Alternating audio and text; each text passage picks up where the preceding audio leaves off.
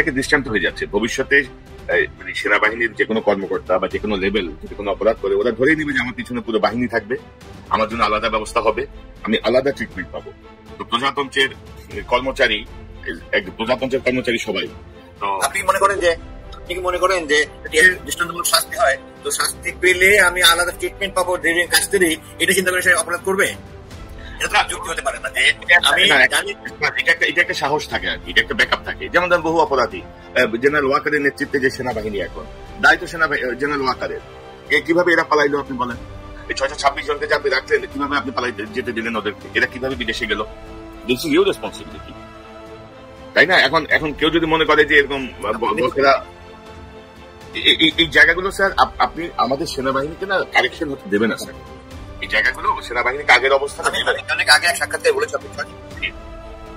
626 জনের ইস্যুতে আমি আগে সাক্ষাৎকারে বলেছিলাম যে আমি যদি ওই অবস্থা যেন ওয়াকারে থাকতাম, আমিও একটা একই তাকে আশ্রয় দিতাম, না আশ্রয় দিলে দেশে একটা রক্তের বন্যা বয়ে যেত।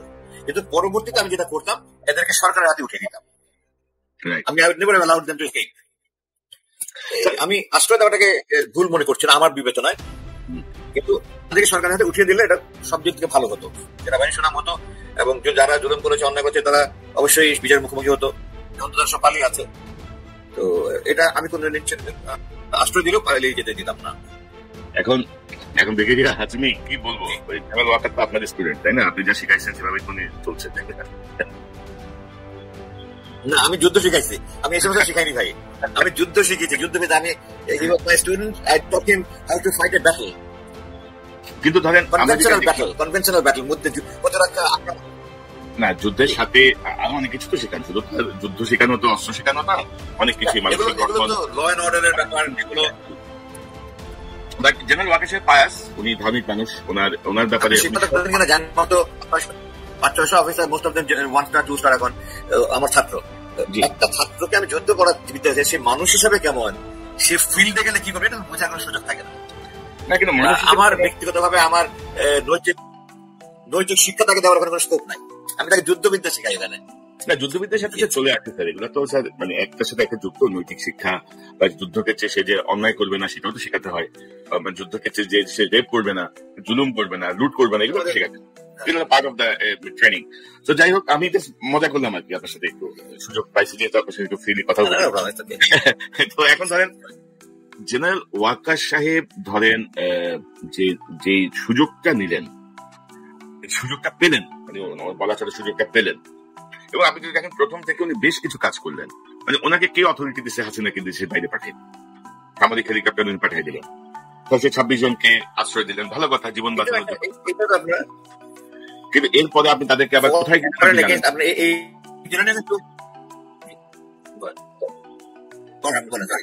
না, তো এই যে দায়িত্বগুলো ওনাকে কে দিল? উনি যে সব কেন দিত? উনি কি ডুয়েল শাসন চালু করছে বাংলাদেশে, মনে হচ্ছে আপনার কাছে গত 14 মাসে? আমি অনুমান ভিত্তিক কিছু কথা বলে সবসময় প্রচার করে নিলাম। এখন at the heat of the moment, আপনি 5 তারিখ ওই দুপুর বিকেল ওই সময়টাই কিন্তু ঠান্ডা মাথায় রাইট ডিসিশন নেওয়া ইজ ভেরি ভেরি ডিফিকাল্ট। আপনি নিজেকে ওই অবস্থায় দেখেন যে আমি এটা করবো না ওটা করবো, যে কোনো জিনিস একেবারে ওলট পালট হয়ে যেতে পারে। ওই অবস্থায় আমি থাকলে আমি কি সিদ্ধান্ত নিতে জানি না। আমি এই মুহূর্তে যেটা মনে করি, আমি থাকলে হয়তো বা ওই অবস্থান চাইতে প্রেশার আমার তখন এই সিদ্ধান্ত নিতে পারতাম না, জানি। এখন ঠান্ডা মাথায় আমি বলছি, আমি থাকলে কিন্তু আমি তাকে সেফলি যেতে দিতাম। কারণ সে যদি আমি তাকে আসলে ক্যান্টনমেন্টে আসতাম, মানুষ তখন এতটা খুব মানমুখী ছিল, ক্যান্টনমেন্টে যাওয়াটা অস্বাভাবিক ছিল। 90 বিপ্লবে আপনার দেশের বিরুদ্ধে আন্দোলন সময় তখন মানুষ প্রায় ভিতরে ঢুকে যায় অবস্থা। তো এখন তো এইবার তো শতগুণ বেশি মানুষ, যে বিস্ফোরণ সব ক্যান্টনমেন্টে এমপি চক্রে যদি ভিতরে ঢুকতো, দেশ আরেকটা সর্বনাশ হয়ে যেত, তার ওই মহিলার খোঁজে যদি ঢুকতো। তো এটা কিন্তু তখন একটা খুব কঠিন সিদ্ধান্তের ব্যাপার ছিল যে তাকে আমি আসলে দিব না। তো আমি এখন মনে করছি, যারা আপনাকে বললাম, আমি ওই অবস্থায় থাকলে আমি এটা সিদ্ধান্ত নিতে পারতাম না, জানি। কিন্তু আমি এখন যেটা মনে করি, এটা যেতে দেওয়াটা একদিকে খারাপ হয়নি কারণ তখন যদি আশ্রয় দেওয়া হতো, মানুষ এতটা মানমুখী ছিল। আমি অনেকের সাথে আলাপ করেছি যে তারা ওখানে গিয়েছে, যে আমি যদি পেতাম তাহলে টুকরা টুকরা করে ফেলতাম। এই যে মনোভাবটা লক্ষ লক্ষ লোকের, এরা যদি ক্যান্টনমেন্টে ঢুকতো, দেশের আপনি চিন্তা করেন সর্বনাশ হয়ে যেত না একটা। আমরা এখানে থিওরিটিক্যালি অনেক কিছু বলতে পারি, আমরা প্র্যাকটিক্যালি অন গ্রাউন্ড জিনিস হ্যান্ডেল করা, এবং পিক অফ দ্য মোমেন্ট, জীবনে কোনো যেন পরিস্থিতি হয় নাই, পিক অফ দ্য মোমেন্ট ওখানে রাইট ডিসিশন নেওয়া। মানে ভুল করতে পারে, যদি আপনার মূল্যায়ন হতে পারে না আমি আচ্ছা দিতাম, আমি যেতে দিতাম না, এটা ম্যান টু ম্যান ভেরি করতেই পারে।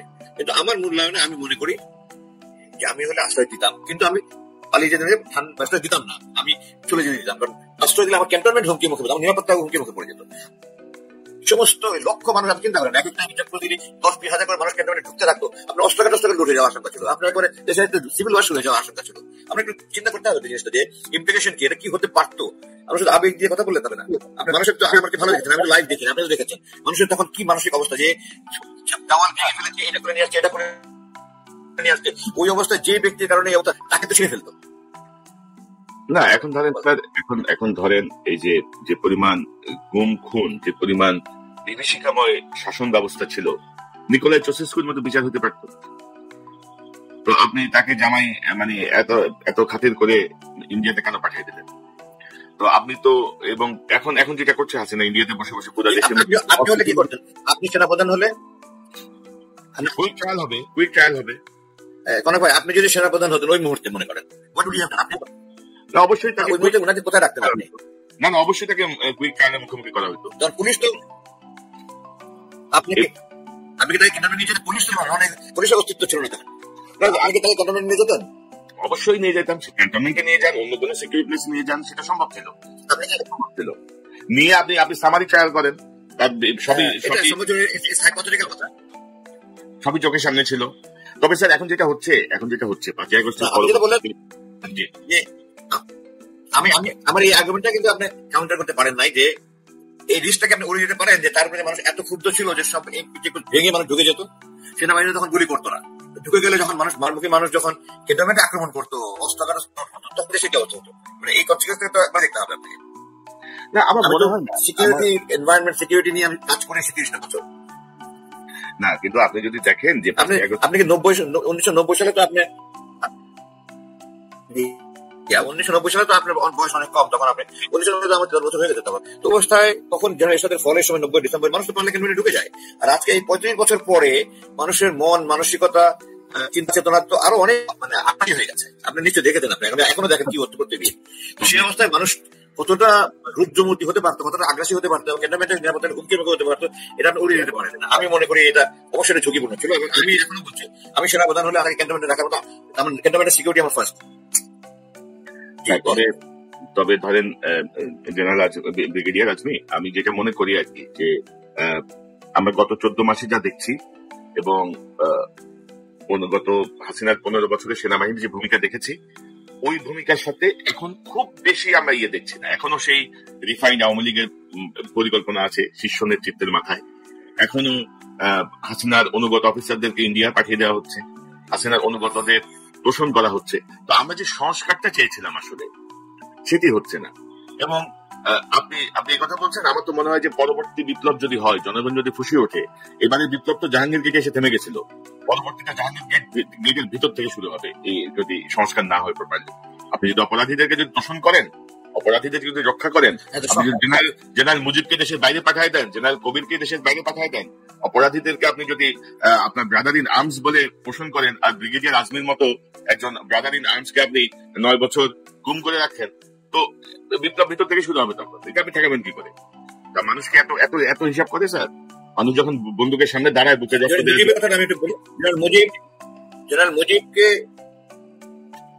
জেনারেল মুজিব কিন্তু সেই ক্যান্টনমেন্টে ওপেন অ্যারেস্ট ছিল। ওপেন অ্যারেস্ট বলতে আমার সে তার বাসার ভিতরে চলাফেরা করতে পারতো।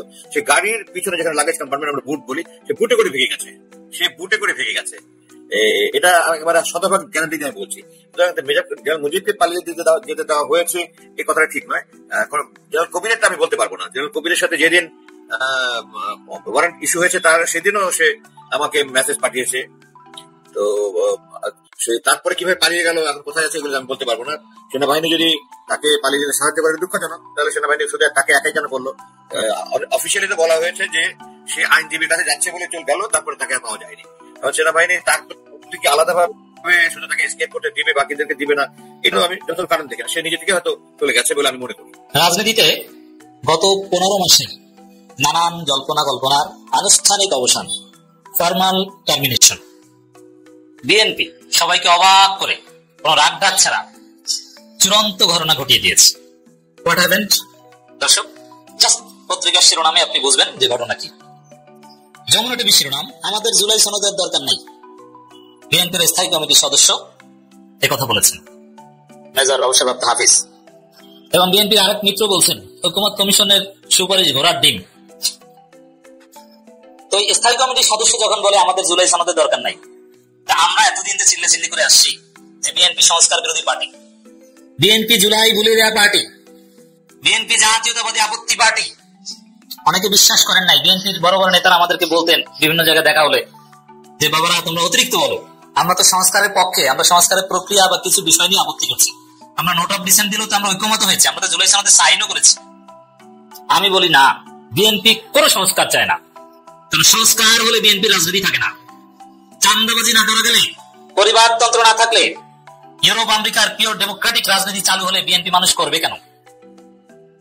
এই জন্য বিএনপি পিওর গণতন্ত্র সংস্কার বিরোধী দল, এবং বিএনপি জুলাইকে ধারণ করে না, জুলাই ভুলিয়ে দিতে চায়। কি যে জুলাইতে কিচ্ছু হয়নি, হ্যাঁ জুলাইতে এই হয়েছে সেই হয়েছে, আপনি কান্নাকাটি করবেন, 5 আগস্ট আসলে, জুলাই আসলে আপনি কবর জিয়ারত করবেন, বিএনপি এতে রাজি, এবং জুলাই শহীদদের টাকা পয়সা দিতেও বিএনপি রাজি। কিন্তু বিএনপি জুলাইকে ধারণ করে না, এর অর্থ কি? যেটা কোনো আইনি ভিত্তি থাকবে না, সংবিধানে বা কোথাও এগুলো লেখা থাকবে না। এর মানে জুলাইয়ের প্রতি আলাদা কোনো অব্লিগেশন বিএনপি চায় না, কিন্তু জুলাই নিয়ে কান্নাকাটি এগুলো সমস্যা নেই। এই জন্য রাজনৈতিক দলের হিসাবে বিএনপি জুলাই সনদে সাইন করেছিল, কিন্তু জুলাই সনদ বাস্তবায়ন হোক, আইনি ভিত্তি হোক, এটা কোশ্চিনকালও চায় না। আমি বহু আগে বলেছি, আমরা যারা সংস্কারের পক্ষে, আপনারা যারা সংস্কারের পক্ষে, বিএনপির বিরুদ্ধে আপনাকে স্ট্যান্স নিতে হবে, বিএনপিকে ওভারলুক করতে হবে, বিএনপিকে প্রয়োজনে সাইজ করতে হবে। তবে হ্যাঁ, প্রফেসর ইউনূস এবার সিদ্ধান্ত নিয়েছেন বিএনপিকে সাইজ করার। আইন শৃঙ্খলা রক্ষাকারী বাহিনীর সাথে বৈঠক করেছেন, এমনকি আপনি দেখেছেন বিএনপিকে সাইজ করা যে শুরু দলিল দিয়েছে আগে, যে বিএনপি নেতা এহসানুল হক মিলনকে বিদেশ যেতে দেওয়া হয়নি, এয়ারপোর্ট থেকে ফিরিয়ে দেওয়া হয়েছে, সাইজ হয়ে ঘরে বসে আছে। আর বিএনপির যদি হেডম থাকতো তাহলে এটা নিয়ে তোলপাড় শুরু করে দিত, ইউনূসকে ফোন দিত, তারেক রহমান, মির্জা ফখরুল, সালাউদ্দিন, জামায়াতের নেতা, আমার সাবেক প্রতিমন্ত্রী, শিক্ষা প্রতিমন্ত্রী, তাকে এয়ারপোর্ট থেকে ফিরিয়ে দেওয়া হয়। এটা হাসিনার জমানা না, এত বড় সাহসকার। অথচ বিএনপির কোনো কথা দেখেন, বিএনপির পেজে কিছু আছে না, বিএনপি মন্ত্রী মিডিয়া কিছু আছে, কিছু নেই। শুধু মিলন ভাই নিজে একটু কান্নাকাটি করেছেন সংবাদ সম্মেলন করে। এটা পার্ট অফ সাইজ করা। বিএনপি সব নেতারা ইউনূসের কাছে ধরা, তাদের নাকে বর্ষি লাগানো, ইলিয়াস পিনাকির কাছে সবার মাল আছে, একে একে জয় বাংলা হচ্ছে। এই যে ডাক্তার জাহিদ টেককে ইলিয়াস খেয়ে দিয়েছে, দেখেন না কোন জায়গায় কোথায় নারী সাপ্লাই দিত, কোন সিন্ডিকেটের মাধ্যমে আওয়ামী ব্যবসায়ী, বিএনপি ব্যবসায়ী এদেরকে জিম্মি করে টাকা পয়সা ইনকাম করতো। এই দান্দাবাজি সব ইলিয়াস প্রমাণ করে দিয়েছে। অতএব এদের কোনো রাজনীতি নাই। আর বিএনপির আসল শক্তি এখন ভারত, আর ভারত বিএনপিকে অ্যাসাইনমেন্ট দিয়েছে, এট এনি কস্ট তোমরা জুলাই ভুলিয়ে দাও। জুলাই ভুলিয়ে তো সরাসরি দেওয়া যায় না, বিভিন্ন ফন্দি ফিকিরে তো অনেক ধানাই ধানাই করে বিএনপি এই পর্যন্ত এসেছে। তো ঠিক আছে, আমরা সংস্কার চাই, আমরা এটা রাজি, কিন্তু নোট অফ ডিসেন্ট স্বাক্ষরও করলাম। উদ্দেশ্য ছিল এরকম করে একটা পর্যায়ে এসে চূড়ান্ত সময় ওগুলো সব ধামাচাপা দেয়া বা একটা মূলা ঝুলিয়ে রাখা। আর যারা থেকে দেখিয়েছে, এই যে দেখেন বিএনপি সংস্কার চায়, ঐকমত্য কমিশনে সংলাপ করেছে, কোঅপারেট করেছে, মতামত দিয়েছে, স্বাক্ষর করেছে, সব জায়গায় তো আমরা আছি। আমরা নাই মানে আমরা সংস্কার বিরোধী দল মানি, কিন্তু আসলে বিএনপি সংস্কার বিরোধী দল প্রমাণিত হয়ে গেছে। তো বিএনপি যখন দেখলো যে না, এতদিন ঘুরিয়ে ফিরিয়ে একটা পর্যায়ে আনতে পেরেছি, কিন্তু প্রফেসর ইউনূস এই ধানাই ফানাই কিংবা এই নোট অফ ডিসেন্ট এগুলো বাদ দিয়ে জুলাই সনদের আইনি ভিত্তি দিতে যাচ্ছেন, এখন আর বিএনপি সহ্য হয় না। এখন মুখ ফসকে সব জল্পনা কল্পনার অবসান ঘটিয়ে আসল কথা বের করে দিচ্ছে।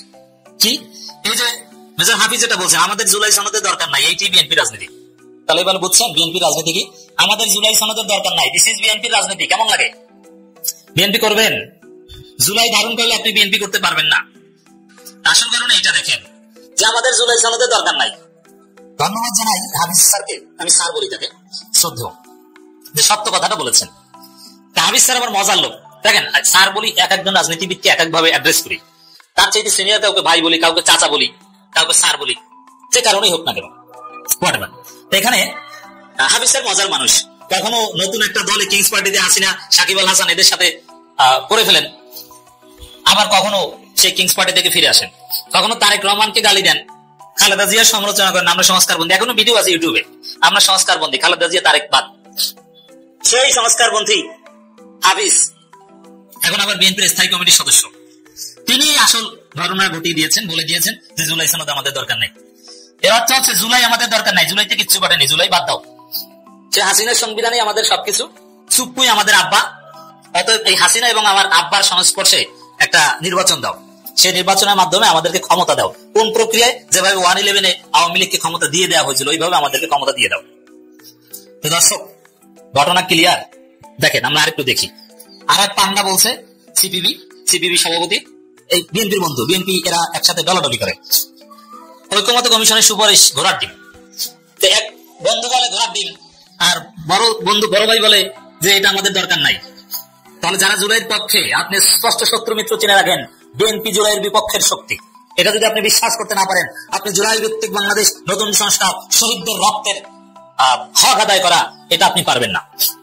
বিএনপি স্থায়ী কমিটির সদস্য মেজর অবসরপ্রাপ্ত হাবিজুদ্দিন আহমেদ বলেছেন, আমাদের জুলাই সনদের প্রয়োজন নাই, একটি সংসদ প্রয়োজন যারা গণতন্ত্রকে বাস্তবায়ন করবে।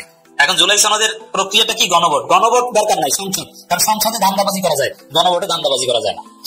জনগণকে এক কথা বলে ক্ষমতা এসে সংসদে তো যারা সংখ্যাগরিষ্ঠ, ওটা একটা নাটক করে করা যায়। গত 54 বছরের সংসদে কোন বালের ডেমোক্রেসি চর্চা করেছে আমরা দেখেছি। এই জন্য তারা গণভোট ভয় পায়। সংসদে প্রতারণা করা যায়, সংসদীয় গণতন্ত্রের মধ্যে প্রতারণা আছে, কিন্তু ডিরেক্ট ডেমোক্রেসি, গণভোটের মধ্যে প্রতারণা নাই। জনগণ যেটা চায় অ্যাবসলিউটলি সেটা। বাংলা একটা ঐতিহাসিক ডায়লগ আছে, নাই মামার থেকে কারা মামা ভালো। মানে একজন বাচ্চা, তার কোনো মামাই নাই, এখন সে মামাই ডাকতে পারতেছে না।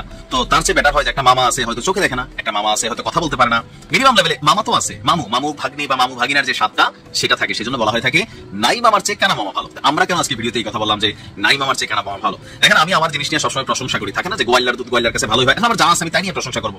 সামরিক শক্তির দিক দিয়ে তুলনা করলে বাংলাদেশ অনেক পিছনে থাকে একটা দেশ। এরপরে ধরেন সামরিক ইকুইপমেন্ট উৎপন্ন করা, লাইক বন্দুক অথবা রাইফেল, আরো যে ক্ষেপণাস্ত্র বাদ দিলাম, মিনিমাম লেভেলে আমরা যে প্রযুক্তিগত ইস্যুগুলো আছে বা আজকের দিনে সারা পৃথিবীতে যুদ্ধের জন্য সর্বপ্রথম যে জিনিসটি ইউজ করা হচ্ছে ড্রোন। তো বাংলাদেশ আসলে আমরা কোনো দিকেই কিন্তু এতদিন কোনো দিকে যাইতে পারিনি। বাট ডক্টর মোহাম্মদ ইউনূস তিনি শেষ মুহূর্তে এসে বেশ কিছু সিদ্ধান্ত নিচ্ছেন, যেগুলোর প্রশংসা আপনাকে করতে হবে। বাংলাদেশকে টার্গেট রেখে, এখানে কোনো পলিটিক্যাল পয়েন্ট অফ ভিউতে দেখলে হবে না, কিছু আছে জাতির স্বার্থে। তিনি এখন যে সিদ্ধান্তটা নিয়েছেন বা যে কাজটা হতে যাচ্ছে, এটা জাতির স্বার্থে। কারণ এটা সুবিধা সরকারের যারাই থাকুক তারাই পাবেন ক্রেডিট, প্লাস বাংলাদেশের জনগণ হিসাবে আমরা মনে করি আমাদের এটা দরকার। আর এটা বাংলাদেশে যদি হয় তাহলে আলহামদুলিল্লাহ আরো ভালো হবে, এমনকি এখানে অনেক মানুষের কর্মসংস্থান হবে। জিনিসটার নাম কি? ড্রোন।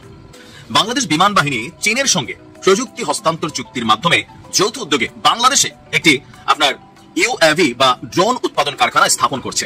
কোথায় হচ্ছে? বাংলাদেশে। তো এটাতে হলে বেশ কয়েকটা জিনিস পজিটিভ কি, বিদেশিদের তত্ত্বাবধানে তো হবে, চীনের তত্ত্বাবধানে হবে, কিন্তু বাংলাদেশের অনেক মানুষ এখানে কাজ করবে, তারা প্রযুক্তিটা শিখবে, দেখবে, জানবে, এমনকি এখানে অনেক কিছু ব্যবসা বাণিজ্যের নতুন একটা দ্বার উন্মোচন হবে। পাশাপাশি পাওয়ার হিসাবে আমরা যেই ড্রোনই হোক ভাই সুপার পাওয়ার হয়ে যাবে, ওয়ান কাইন্ড অফ আমাদের কাছে আছে, আমরা বাড়াচ্ছি। থাকে না যে রাশিয়া ইউক্রেন যুদ্ধ দেখেন, ইউক্রেন হালাত করে যুদ্ধ করতেছে, রাশিয়ার নিজস্ব সামরিক কারখানা আছে, তারা সেখানে দিন রাত লেবার খাটাচ্ছে, কারখানা বড় করা হয়েছে যেন যুদ্ধে যতটুকু তাদের মাল মেটেরিয়ালস প্রয়োজন সেটার জন্য যোগানের চাহিদাটা ঠিক থাকে। কিন্তু ইউক্রেনের সমস্যা কি? সে অন্য দেশ থেকে হালাত করে আনে, শিপমেন্টের সমস্যা, রাশিয়া থেকে এটা কিভাবে আনবে, রাশিয়া কোথায় আক্রমণ করে, এগুলোর কারণে কিন্তু সমস্যা। তার মানে নিজ দেশে একটা কোম্পানি তৈরি হওয়া খুবই জরুরি। দেশের প্রতিরক্ষা শিল্প সক্ষমতার জন্য এটি বড় মাইলফলক হবে আমরা আশা করছি, এবং চলতি বছরের ডিসেম্বরের মধ্যেই এই ডক্টর ইউনূস সরকার থাকতে এই প্ল্যান্ট স্থাপনের কাজ সম্পন্ন হবে। চীন বাংলাদেশে একটি বিমান ওভারহোলিং কেন্দ্র স্থাপনেরও প্রস্তাব দিয়েছেন।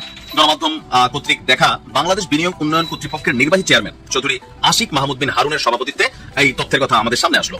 এমনকি এখানে আরো একটা জিনিস সামনে আসছে যে আমাদের বিমান বাহিনীর কর্মকর্তারা বলছেন যে বিশ্বজুড়ে বিমান সম্পর্কিত সরঞ্জামাদির অনেক চাহিদা আছে, এবং দেশের জনদক্ষ শক্তিকে দক্ষ জনশক্তিতে রূপান্তর করতে বিশ্ববিদ্যালয়গুলো সমন্বিতভাবে কাজ করলে এভিয়েশন খাতে আরো উন্নতি হবে। তো সবকিছু মিলিয়ে আমি মনে করছি যে এটা বাংলাদেশের জন্য খুবই ঐতিহাসিক একটা পদক্ষেপ। শুধু একটা না, তুরস্কের সাথে আমরা শুনলাম যে সেখানে একটা প্ল্যান স্থাপনের কাজ চলছে বা আলোচনা চলছে, হওয়া দরকার যত দ্রুত সম্ভব।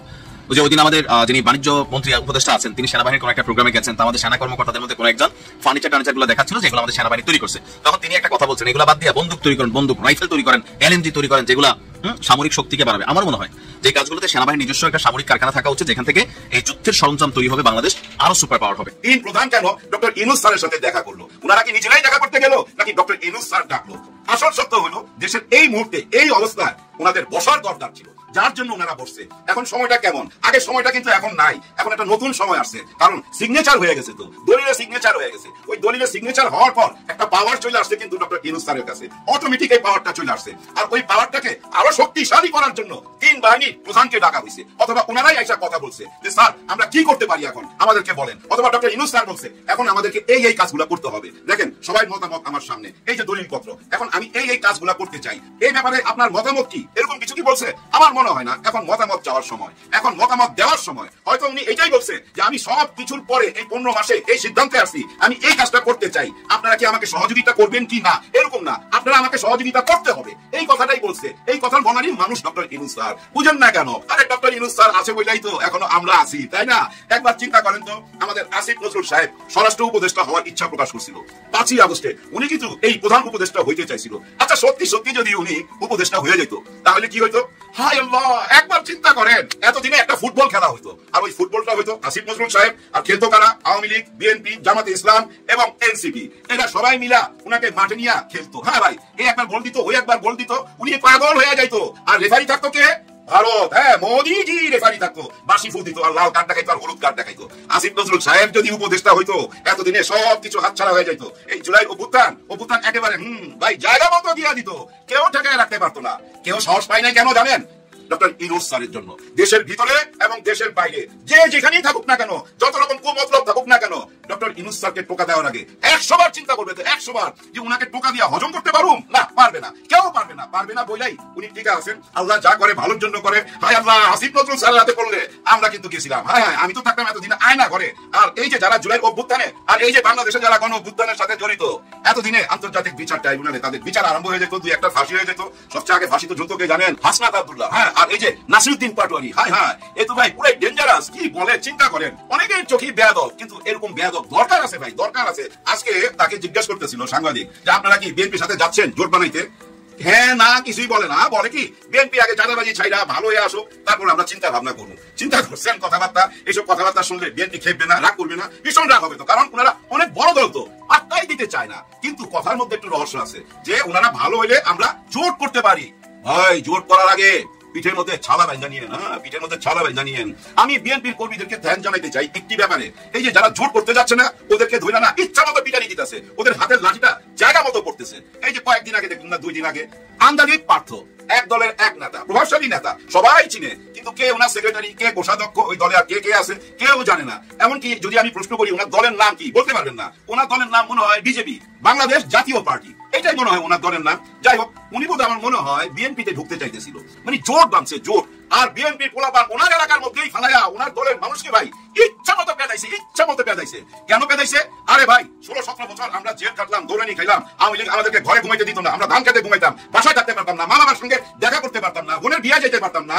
আমাদের নেতা আছে, আমরা আছি, তুমি উইরা এসে জুইরা বসবা, জোট বাঁধবা, এই জন্য পেদানি দিছে। কয়েকদিন আগে দেখেন নাই ওই যে বিপি নূরকে, উনিও কিন্তু ওই বিএনপিতে গেছিল, উনার এলাকা থেকে যখন আসতেছিল এমন পেদানি দিছে, আর্মি আইসা চারিদিক দিয়ে ঘেরাও করে রাখছে, দুপুর থেকে সন্ধ্যা পর্যন্ত আটকা ছিল, বাইরে হইতে পারে নাই। পরে আর্মির সহযোগিতায় বাইরে হয়েছে। আরেকজনকে ঝাড়ু পেদানি দিছে না, ওনার সঙ্গে সঙ্গে পেদানি দেয় নাই, ঝাড়ু মিছিল করছে। জুনাইদ সাকি ওই ঝাড়ু মিছিলের কারণ উনি নাকি ইসলাম বিদ্বেষী, এই জন্য ওই ঝাড়ু মিছিল। কিন্তু দেখেন ওনারা জোট বাঁধতে চায় কার সাথে? বিএনপির সাথে জোট বাঁধলে বিএনপির কর্মীরা ছাইরা দিবে না, ছাইরা দেওয়া উচিত না ভাই। আমি আপনাদের সঙ্গে আছি, কারণ আপনারা কষ্ট করছেন, আপনারা জুলুম সহ্য করছেন, অন্যজন এসে মজা মারবে, মজা মেরে চলে যাইবো, এটা তো হয় না। এখন দেখার অপেক্ষা এই এনসিপি যদি যায় কি হবে। ভাই, যাওয়ার আগে পিঠের ছালা বাইন্ধা যায় না, পিঠের ছালা বাইন্ধা যায়, লাঠির বাড়ি একদম তো মাটিতে পড়বে না, ওই পিঠের মধ্যে পড়বে। হ্যাঁ, ওই পিঠের মধ্যে পড়বে, সাবধান। কিন্তু আসলে কি যাবে না? যাবে না, যাইতে পারে না। ওনারা এককভাবেই নির্বাচন করবে। দর্শক, চীনের তৈরি SY-400 স্বল্প পাল্লার ব্যালিস্টিক ক্ষেপণাস্ত্র ব্যবস্থা বাংলাদেশ যে কিনতেছে, এই কেনার মধ্য দিয়েই বাংলাদেশ যে সামরিক আধুনিকীকরণ করতেছে এবং এই বঙ্গোপসাগরীয় এই অঞ্চল এবং তৎসংলগ্ন এলাকায় নিজেদের শক্তি বৃদ্ধি করতেছে, তারই একটা ইঙ্গিত পাওয়া যায়। বাংলাদেশের যে ফোর্সেস গোল 2030, এই ফোর্সেস গোল হচ্ছে একটা long term military modernisation programme. এটাতে আপনার আর্ম ফোর্সেস এর যে expanding, upgrading, equipment, infrastructure development, training, এগুলো থাকে আর কি। তো বাংলাদেশ সেনাবাহিনীর হাতে এই চীনা নির্মিত SY-400 মিসাইল পৌঁছানোটা হচ্ছে সেনাবাহিনীর আধুনিকীকরণের একটা গুরুত্বপূর্ণ পদক্ষেপগুলোর মধ্যে একটি, এতে কোনো সন্দেহ নেই। এটি বাংলাদেশ সশস্ত্র বাহিনীকে দীর্ঘ পাল্লার টার্গেটে একেবারে নির্ভুলভাবে আক্রমণ ক্ষমতা প্রদান করবে। বাংলাদেশ এখন যে ভারতীয় সীমান্ত থেকে বঙ্গোপসাগর পর্যন্ত যে বিস্তৃত এলাকায় নিজেদের আধিপত্য বিস্তার করতে চায়, এটাও তার আরেকটি প্রমাণ। তো এই চীনা তৈরি SY-400 মিসাইলটি প্রায় 280 কিলোমিটার দূরের যে কোনো বিমান ঘাঁটি, রাডার স্থাপনা এবং কমান্ড সেন্টারের মতো উচ্চ মূল্যবান সামরিক লক্ষ্যবস্তুতে সরাসরি আঘাত আনতে পারে।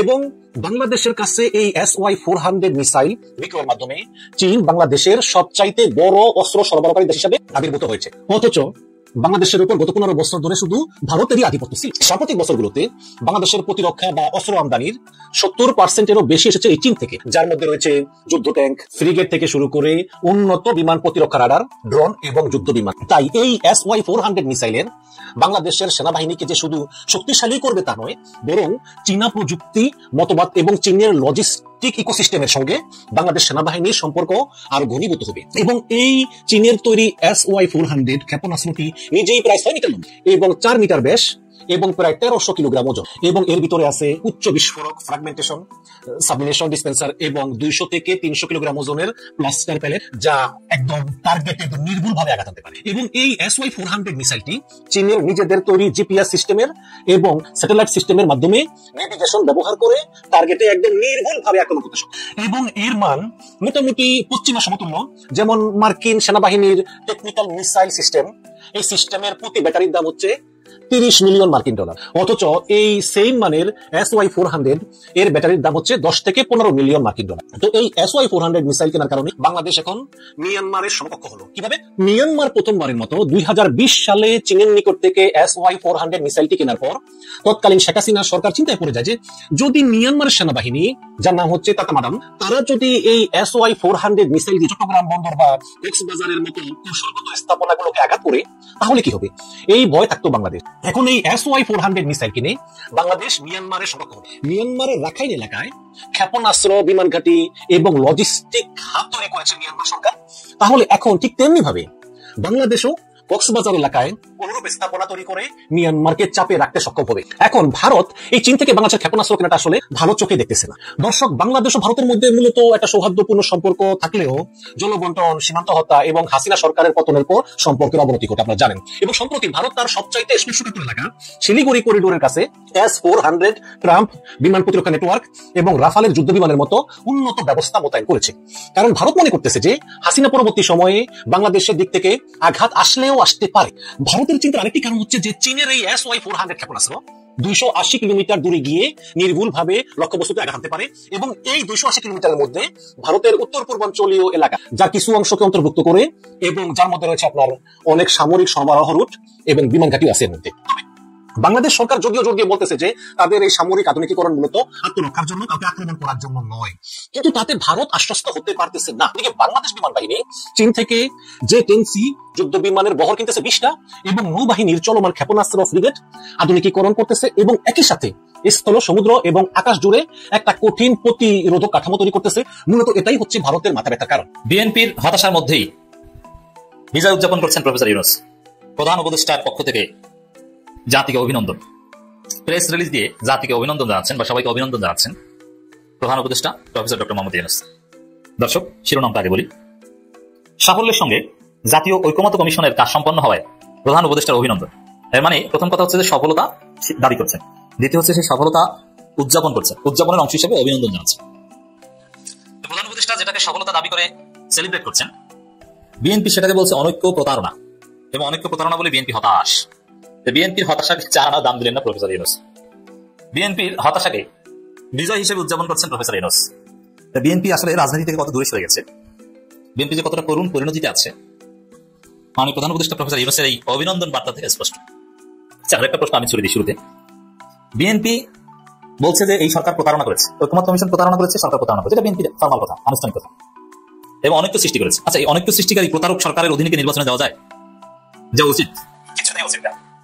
তাহলে আপনারা এই সরকারের কাছে নির্বাচনের দাবি করেন কেন? এটা দ্বারা বোঝা যায় যে বিএনপি আসলে যে নির্বাচনের দাবি করে ওটা ভ্রম, ওটা মিথ্যা। আসলে বিএনপি চায় যে সরকারকে প্রতারক এবং বিশ্বাসঘাতক বলবে, বিএনপি আসলে ওই সরকারের পতন ঘটাতে চায়। বিএনপি আসলে ইউনূস সরকারের পতন ঘটাতে চায়, কিন্তু সরাসরি বলতে সাহস পায় না, তাহলে তলে ষড়যন্ত্র করে। আর উপরে উপরে যা বলে যে আমরা নির্বাচন চাই, ওটা ভঙ্গ, কারণ প্রতারক এবং বিশ্বাসঘাতকের কাছে নির্বাচন চাওয়া যায় না। বিএনপির অবস্থান বোঝাতে পেরেছি আপনাকে? কষ্ট হচ্ছে বুঝতে? এর থেকে সহজভাবে বোঝানো যায়। এবার এখানেও দেখেন বিএনপির সাথে সরকারের দূরত্ব কতটা, কত কিলোমিটার দূরত্ব। বিএনপির স্থায়ী কমিটির সদস্য বলছে জুলাই সনদ দরকার নাই, আর জুলাই সনদকেই সব সমস্যার সমাধান, আগামী দিনের পথ প্রদর্শক, আগামী দিনের ভিত্তিমূল হিসাবে দেখছেন প্রফেসর ইউনূস নিজে। তো আসলে বাংলাদেশের রাজনীতিতে বর্তমান বিভিন্ন ট্রেন্ডিং বিষয় এবং ভবিষ্যৎ কর্মপরিকল্পনায় সরকার, জনগণ, জুলাই বিপ্লবীরা, জুলাই পক্ষের শক্তি যা চায়, বিএনপির চাওয়ার সাথে তার কোনো সম্পর্ক নাই। বিএনপি যা চায় ভারতের সাথে মিল, আর আওয়ামী লীগের সাথে মিল। বিএনপিও না ভোটের প্রচারণা চালায়, আওয়ামী লীগও না ভোটের প্রচারণা চালায়। মজা না? জুলাই সনদকে যে গুরুত্ব দিচ্ছেন প্রধান উপদেষ্টা, এই গুরুত্বকে আমরা স্বাগত জানাই। এই বক্তব্য থেকে প্রমাণিত হয় যে আগামীর বাংলাদেশ জুলাই ভিত্তিক বাংলাদেশ। জুলাইয়ের চেতনাই হবে আগামী বাংলাদেশের ভিত্তি। আগামী সংবিধান হবে জুলাই ভিত্তিক সংবিধান, এবং যারা ক্ষমতা আসবে তারা সংবিধানকে জুলাই ভিত্তিক করবেন, এই প্রতিশ্রুতি দিয়ে আসবেন, এবং তারা এসে পুরো সংবিধানকে জুলাই ভিত্তিক সংবিধানে রূপান্তরিত করবেন, জুলাই চেতনা ভিত্তিক। হ্যাঁ, 71-এর চেতনা জুলাই চেতনা আলাদা কিছু না। 71-এর চেতনার ধারাবাহিকতা হচ্ছে জুলাই। 71-এর চেতনা উদ্বুদ্ধ হয়ে জুলাই আন্দোলন। অথবা 71-কে আর জুলাইকে কন্ট্রাডিক্টরি করে